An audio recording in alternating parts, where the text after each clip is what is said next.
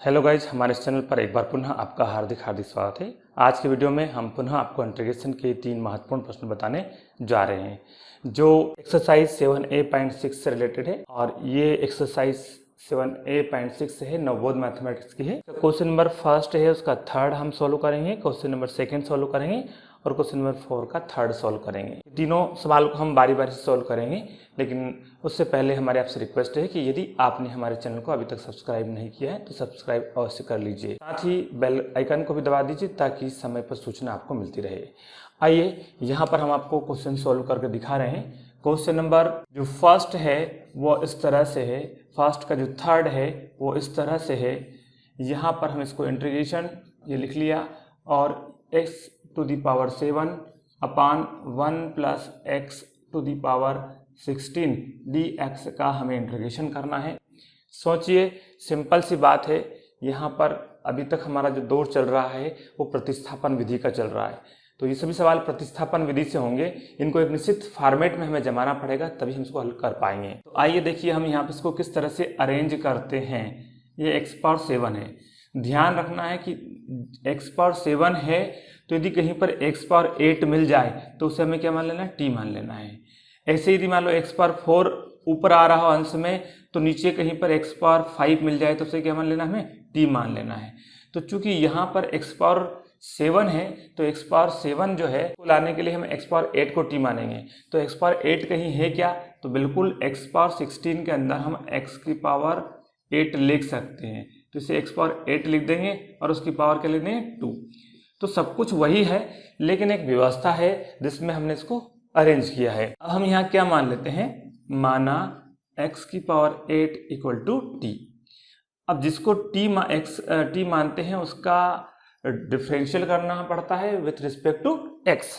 तो देखिए यहाँ पर हम इस x पावर 8 का डिफरेंशियल करेंगे तो 8x की पावर 7 और यहाँ पर t का डिफरेंशियल करेंगे तो dt बाई dx।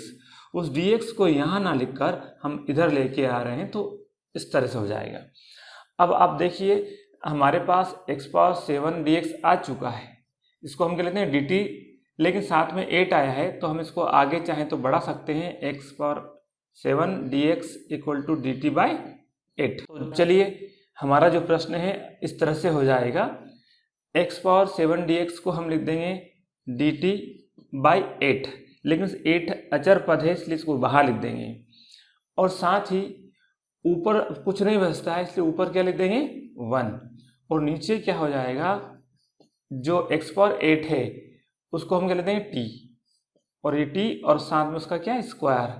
तो इस तरह से हमारा ये सवाल बन जाता है। आपने देखा है कि 1/1 प्लस एक्स स्क्वायर या 1/1 plus T square D T जो एक स्टैंडर्ड फार्मूला है और ये होगा tan इनवर्स t होगा। तो इसको हमने क्या लिख देंगे, tan इनवर्स t। अब tan इनवर्स t लिख दिया, लेकिन t तो हमने माना था और जो माना गया है उसे रिटर्न करेंगे, तो t को वापस क्या लिखेंगे, x पावर 8। तो हमारा ये प्रश्न आगे इस तरह से सोल्व हो जाएगा, 1/8 tan इनवर्स t और t को लिख देंगे x टू दी पावर 8। चाहे तो हम यहाँ पर समाकलन नियतांक c भी लगा सकते हैं। तो इस तरह से हम देख पा रहे हैं कि इस क्वेश्चन को हमने सॉल्व किया है। एक बार हम पुनः आपको बता दें कि इसको सोल्व करने में ध्यान ये रखना है कि ऊपर x पावर 7 आ रहा है तो इससे एक पावर अधिक वाले पद को हमें t मानना है। तो इसी बात को ध्यान रखकर हम यहाँ पर प्रश्न को सोल्व कर रहे थे। अगला क्वेश्चन नंबर सेकंड सॉल्व करते। तो ये लीजिए आपके सामने सेकंड क्वेश्चन इस प्रकार से है। सेकंड क्वेश्चन को हमने यहाँ पर नोट कर लिया है, इसके बाद इसको सोल्व करेंगे। तो हम यहाँ पर क्या मानेंगे, माना 1 plus root x equal to t. अब 1 प्लस रूट एक्स को टी क्यों माना, क्योंकि जैसे जैसे आप सवालों को हल करते जाएंगे आपको अनुभव आता जाएगा किस प्रकार से करना है। जितने ज़्यादा सवाल आप स्वयं करके देखेंगे उतनी ज़्यादा आपको प्रैक्टिस होगी।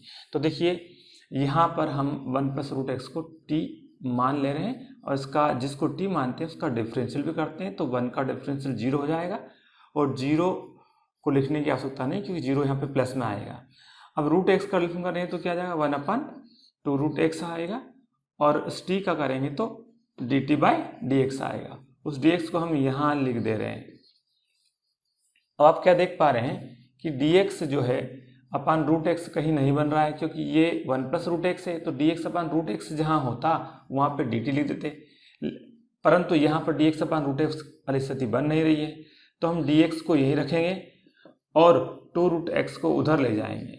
लेकिन इस बात का भी ध्यान रखना है कि डी एक्स की वैल्यू हमेशा टी के रूप में होना चाहिए। तो आप यहाँ क्या देख पा रहे हैं, डी एक्स की वैल्यू एक्स के रूप में भी है, रूट एक्स के रूप में है, तो रूट एक्स की वैल्यू कहीं से निकल सकती है क्या, यहाँ से निकल सकती है। यहाँ से क्या निकल सकती है, t माइनस 1, तो रूट एक्स को हम लिख देंगे t माइनस 1 डी टी।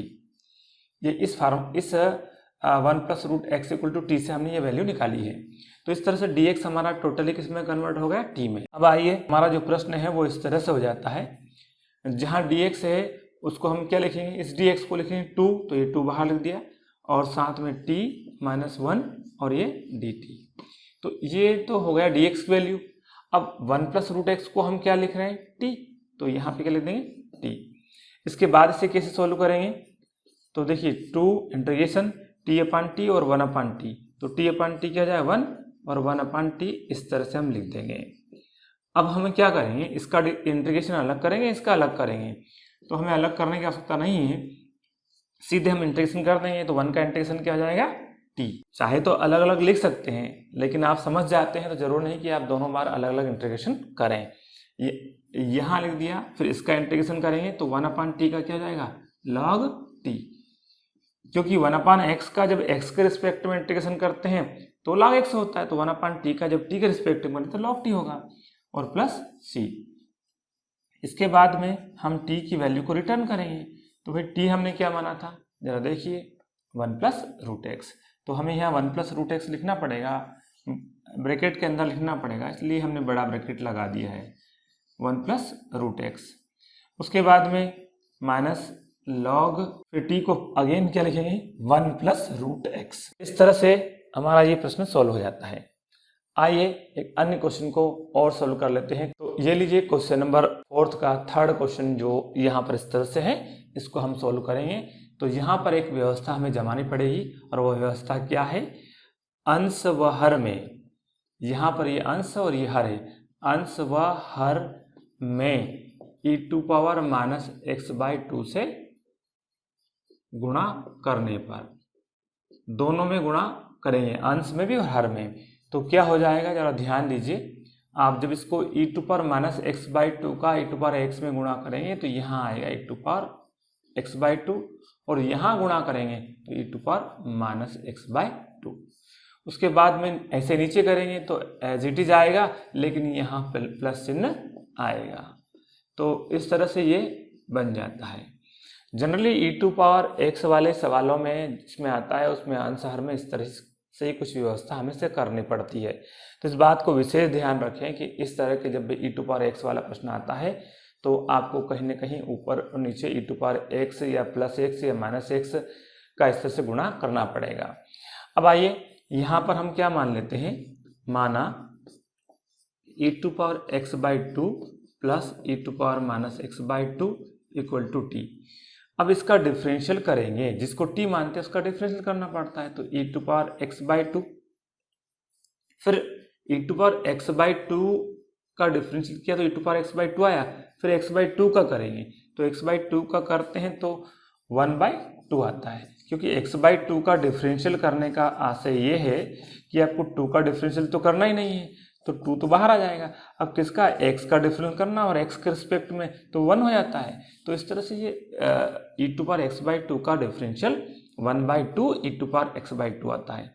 अब इसका करेंगे तो e⁻⁻x/2 आएगा, और -x/2 करेंगे तो -1/2 आएगा, और साथ ही साथ इसको हम ब्रैकेट में बंद कर देंगे, और t का यदि करेंगे तो ये dt/dx आएगा, उस dx को हम इधर लिख सकते हैं। अब आप देख पा रहे हैं कि इन दोनों में क्या कॉमन आ रहा है, 1/2 कॉमन आ रहा है, और e⁻x/2 minus e⁻⁻x/2 dx equal to dt। तो आप क्या देख पा रहे हैं कि जो आपने यहाँ बनाया है वो यहाँ आ चुका है, ये आप देख पा रहे होंगे। यदि हम इसको गहराई से ध्यान दें तो ये वाला जो पार्ट है इतना वहाँ यहाँ पर आ चुका है, ये नहीं आया है तो उस 2 को हम उधर ले जाएंगे, तो हमारा प्रश्न क्या हो जाए, e to power x by two minus e to power minus x by two और d x equal to two d T.